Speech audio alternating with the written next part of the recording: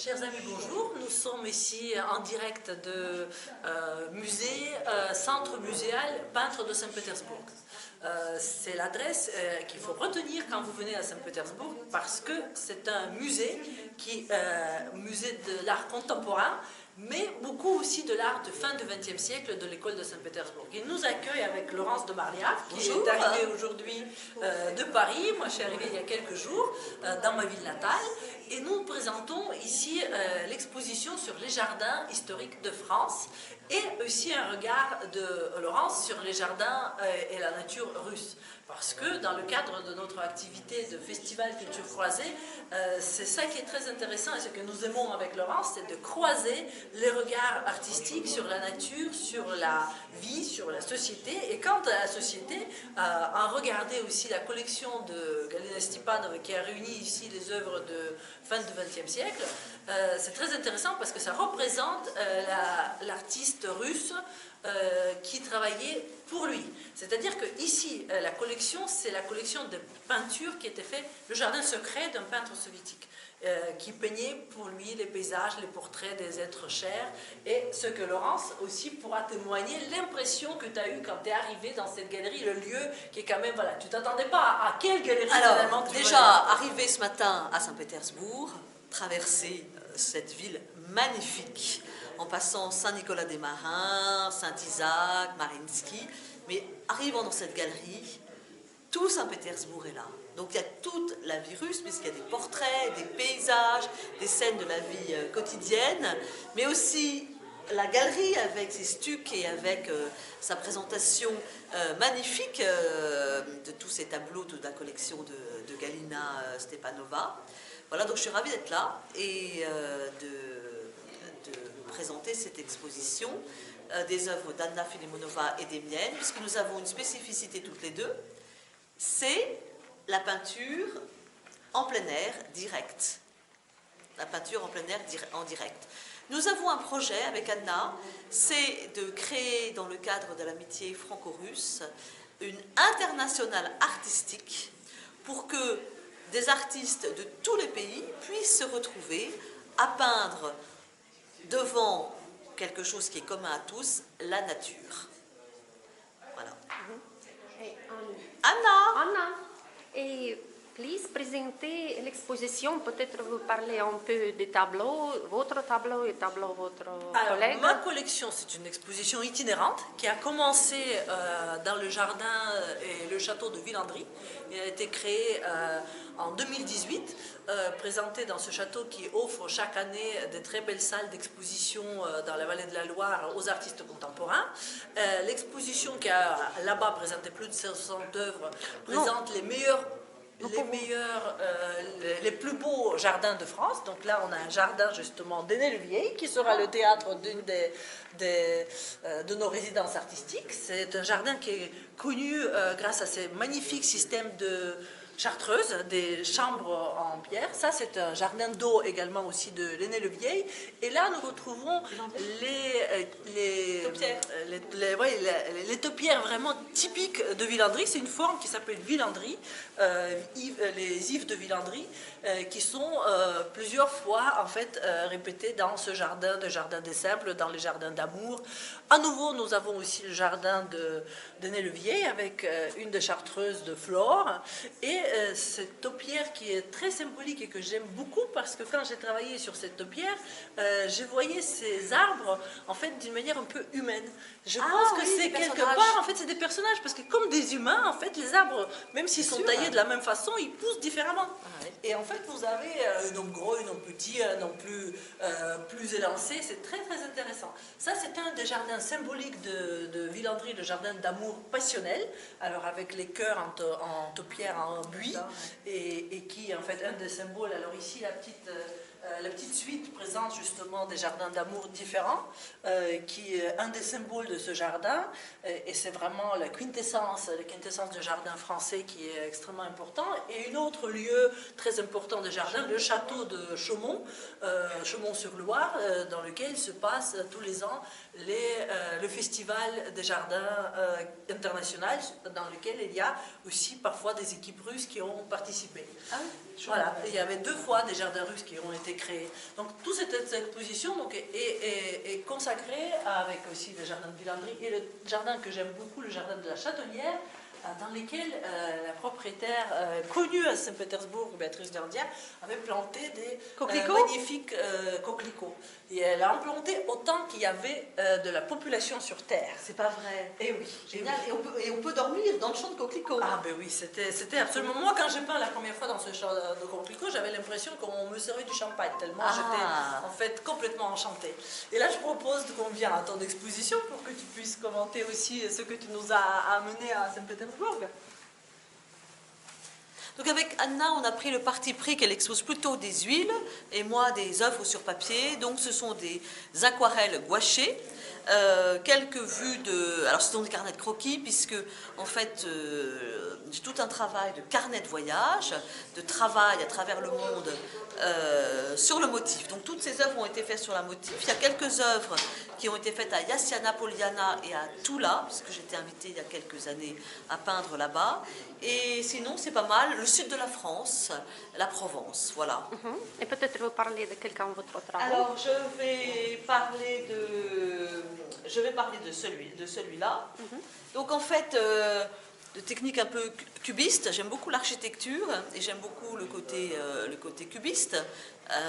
Voilà, qui prennent la lumière et l'architecture. Donc c'est le village de Lacoste, qui est dans le sud de la France, qui est le château du Marquis de Sade, qui a été complètement détruit puisqu'il a été embastillé. Et c'est un village typiquement provençal où il y a un festival de musique. Et j'ai pu aller peindre cet été en direct dans ce village. Ce qui est amusant de peindre sur le motif, c'est que évidemment, vous allez rencontrer les gens du village, vous allez rencontrer des tas de gens, et puis c'est écologique, comme je disais tout à l'heure, on est dans la nature, ce qui est assez rare aujourd'hui pour des citadins. Et vous préférez travailler dans un papier? Alors là, en fait, le parti pris pour cette exposition avec Anna Filimonova, pour qu'on puisse vraiment séparer les styles, j'ai pris des œuvres sur papier et elle a pris des œuvres sur toile, enfin des peintures à l'huile, mais je travaille aussi bien l'huile que la gravure, que le dessin, que l'aquarelle, que la gouache, voilà. Et là, c'est le parti pris de papier. Et pour le plein air, vous travaillez dans une différente technique? Ces dernières années, j'ai plutôt travaillé donc la gouache aquarellée, mais j'ai aussi bien travaillé l'huile et l'aquarelle sur le motif. Non. Et peut-être qu'elle va... Alors, c'est différent par de la France? Alors ça c'est Italie. C'est Tavarnelle. C'est une ville entre Sienne et Florence, dans la Toscane. Voilà, c'est une villa médicéenne qui, voilà, avec son bassin et ses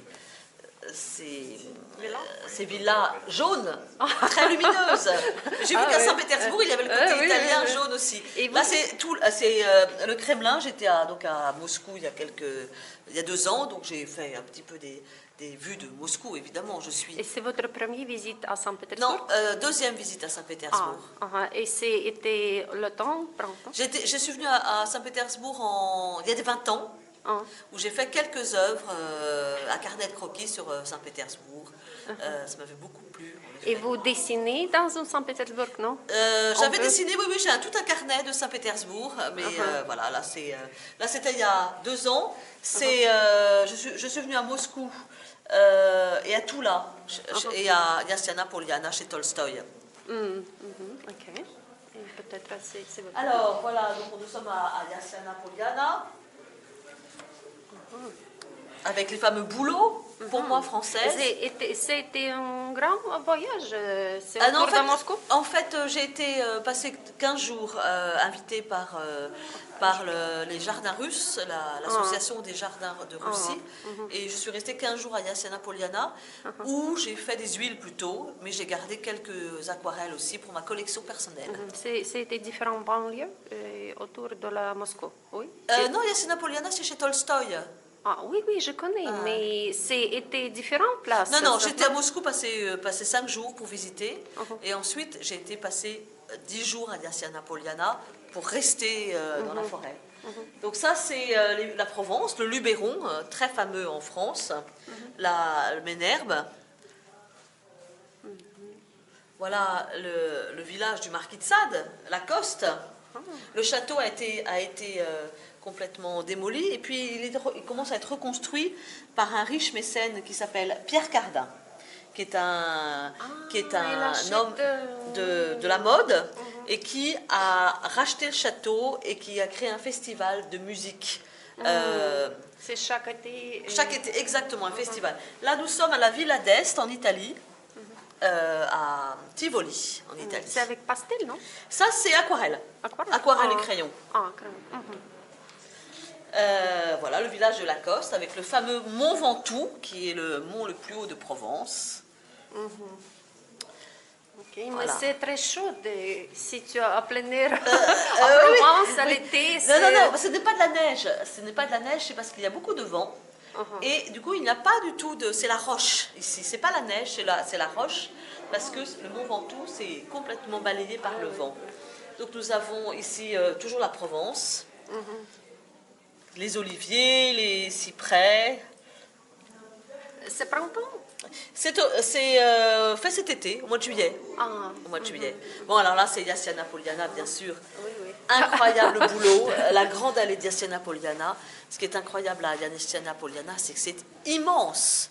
Pour moi, française, de voir le paysage russe. Le paysage russe est immense.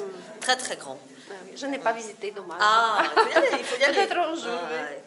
Ok. Voilà, et ça, c'est Toula. Le Kremlin de Toula. Là aussi, pour moi, française, ça, c'est magnifique, les architectures russes avec les dômes. C'est un peu difficile pour dessiner l'architecture. Oui, parce que c'est très sophistiqué. L'architecture est assez sophistiquée.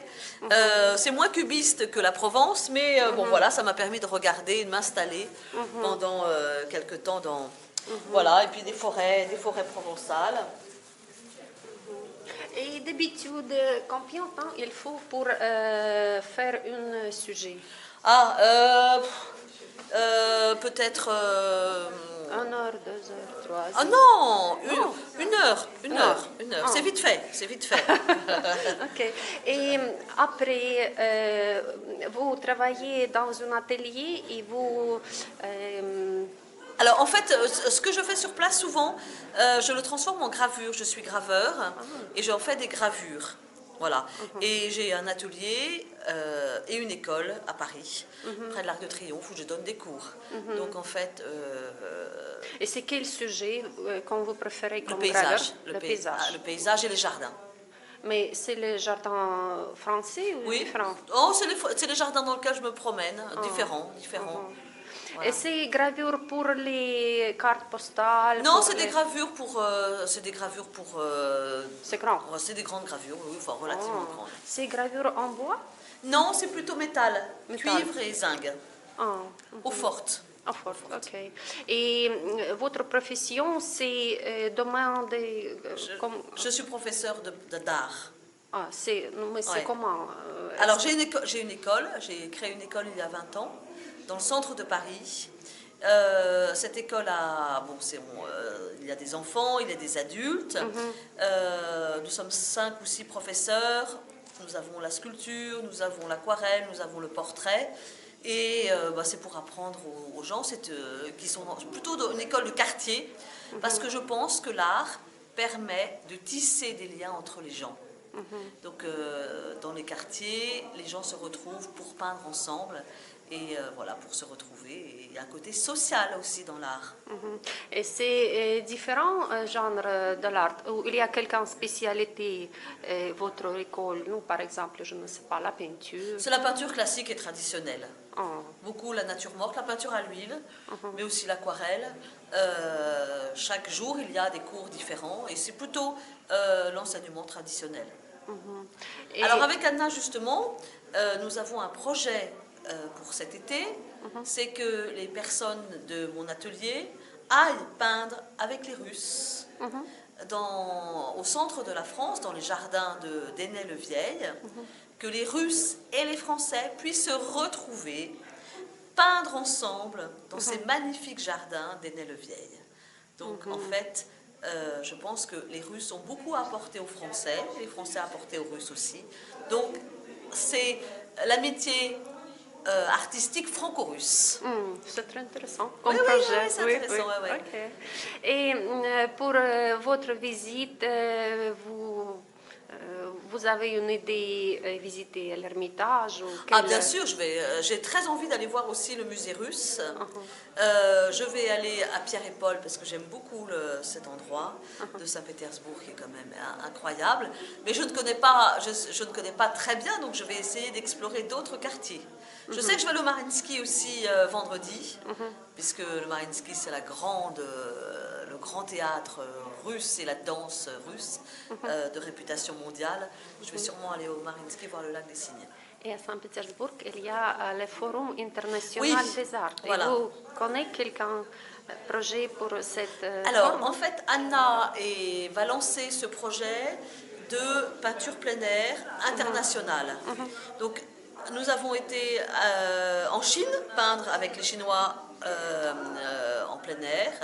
Nous avons le projet d'aller en Inde au mois de février. Je participe au projet qu'organise Anna en Normandie. Donc il y a pas mal de connexions de peinture plein air. C'est très agréable, c'est un vrai bonheur d'être dans la nature. Ah oui. Et merci Merci. pour cette exposition. Ok, c'est bien temps.